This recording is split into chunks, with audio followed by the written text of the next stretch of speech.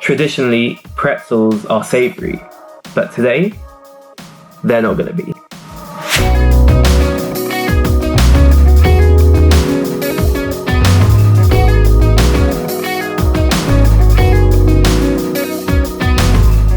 Fun fact, I actually hated pretzels as a kid. I don't really know why. I think, to be honest, I was just a fussy eater. But fast forward to nowadays, I eat like Augustus Gloop. So today we're making white and milk chocolate pretzels. They are made from scratch and they'll have a sweet yet salty taste, but they're also really fluffy on the inside. So if you're not subscribed to TTFG, make sure you do that for loads of food content. And one thing left. Let's get cracking.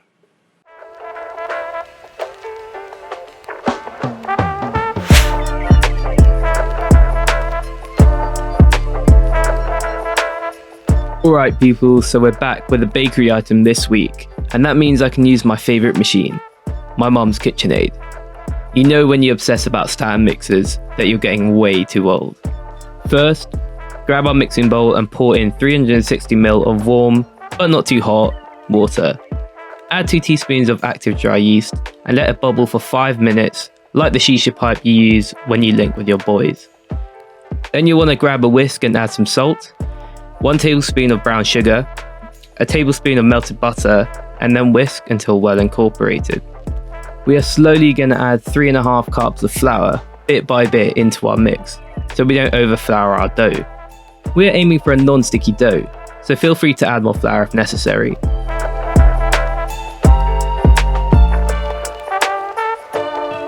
I think that's definitely good. Flour a work surface and turn out our dough onto it. All we want to do is knead and shape this into a ball. As before, add more flour if you find it getting sticky. Cover the ball with a kitchen towel for around 15 minutes.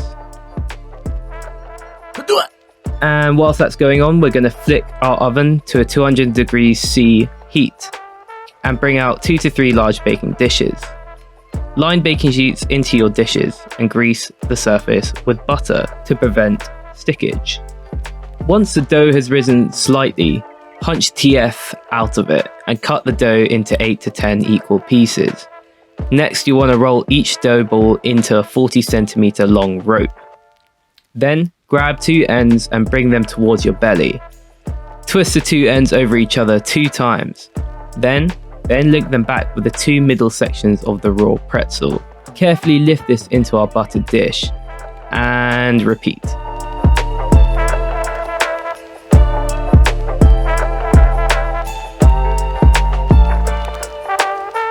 Season with Maldon sea salt to add another level of flavour to the pretzels. Bake these for 15 minutes until they are golden. We are aiming for a crispy outside and a soft inside.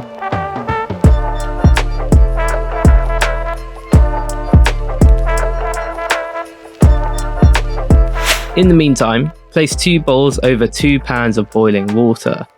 Make sure the bowls are not touching the boiling water. Trust me, that's not a good idea. Melt a large bar of white chocolate in one bowl and milk chocolate in the other. Both over a low heat, otherwise the chocolate will burn. Take out our amazing pretzels and immediately plate them up. Add both of our creamy hot chocolate over each pretzel.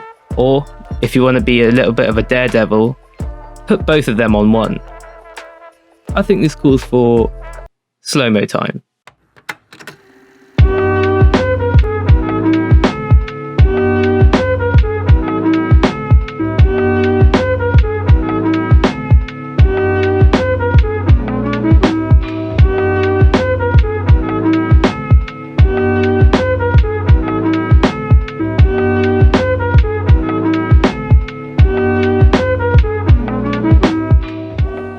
White chocolate.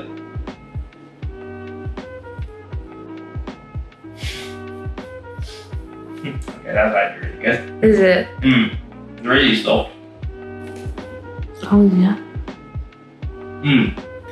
Yeah, really crunchy on the outside, fluffy on the inside. The salt and the chocolate is so good together. It's like opposites attracting. Ooh.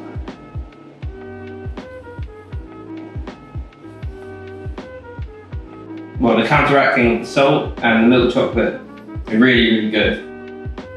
It's like, it's quite confusing in the brain because you don't really know. At first you're tasting salt and then you're tasting chocolate, so a bit confusing, but works really well. Crunch is really good.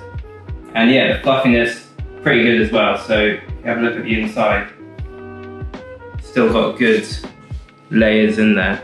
Yeah. And crumbs. Thank you for tuning in again to TTFG. I hope you enjoyed this video. Make sure you try this pretzel recipe. And if you're not subscribed, make sure you do that. And I'll see you next time.